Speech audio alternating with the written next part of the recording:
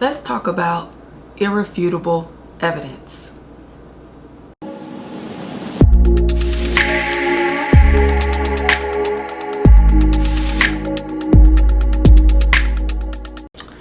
Hey y'all, it's me back with another video, another very important video in my opinion, probably one of the most important videos I've done, because it further leads credence to the fact that weight loss surgery is not the magic bullet that many people believe that it is.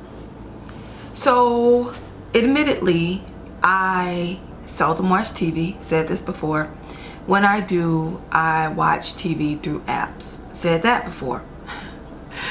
However, I am terrible, guys, because I watch TV out of order. I am always behind on things because TV is just not, it just doesn't keep my interest too much, you know.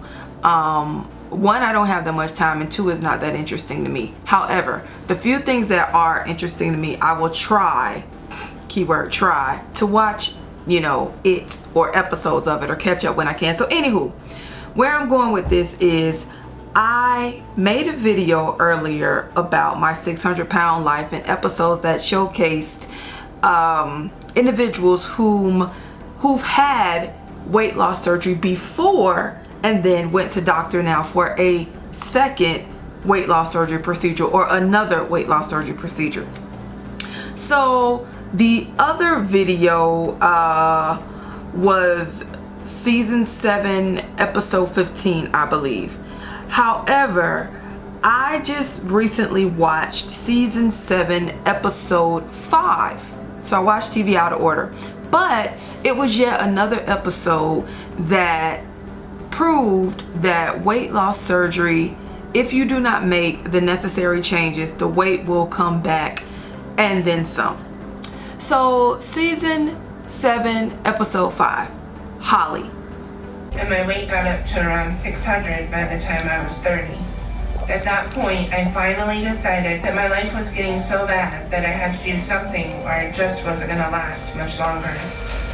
So in a nutshell, so that I'm not totally repeating the entire episode, Holly got up to 600 pounds by the time she was 30 years old.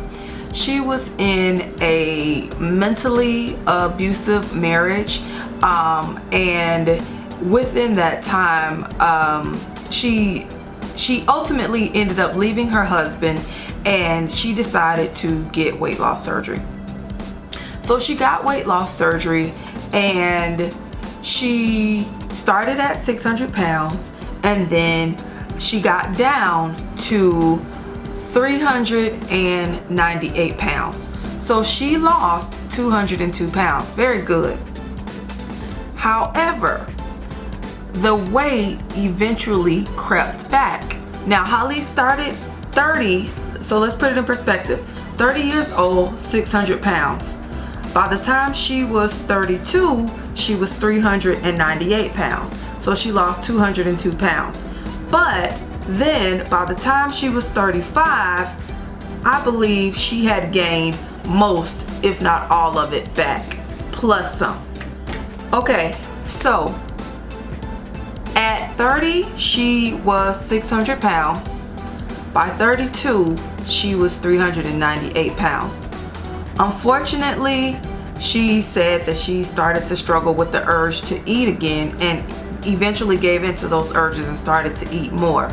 Now, she had her stomach stapled, and ultimately, because she was eating so much, she ended up bursting the staples and got back up to 500 pounds by the time she was 33. So I believe that she said within 9 months time frame, she started to gain her weight back, or started to gain back weight. So her food addiction ultimately led her to being over 600 pounds again by the time she was 35. At that point, my food addiction was already out of control, and I just kept eating. And it wasn't long before I got back over 600 pounds.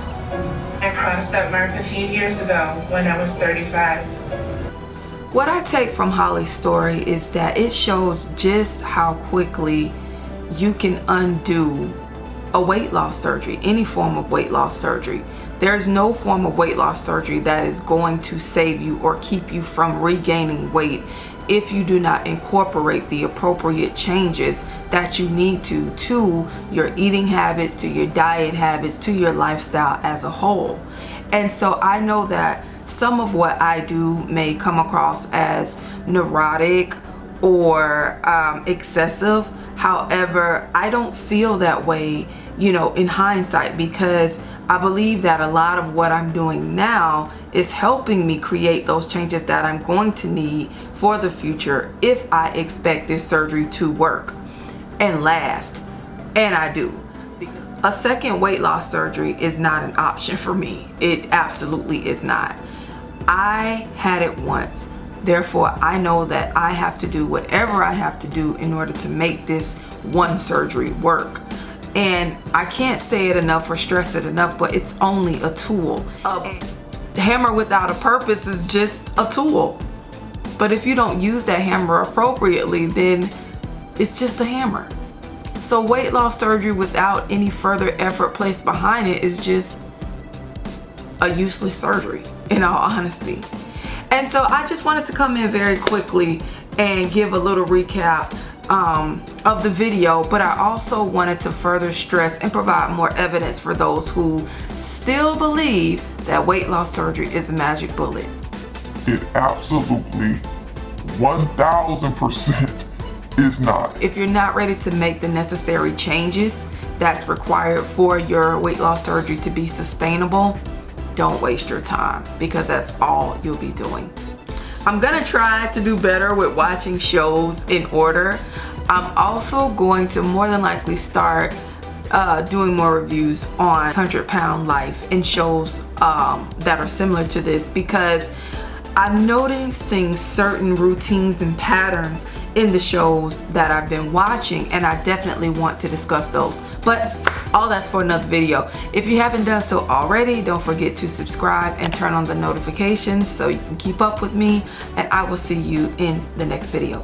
Bye.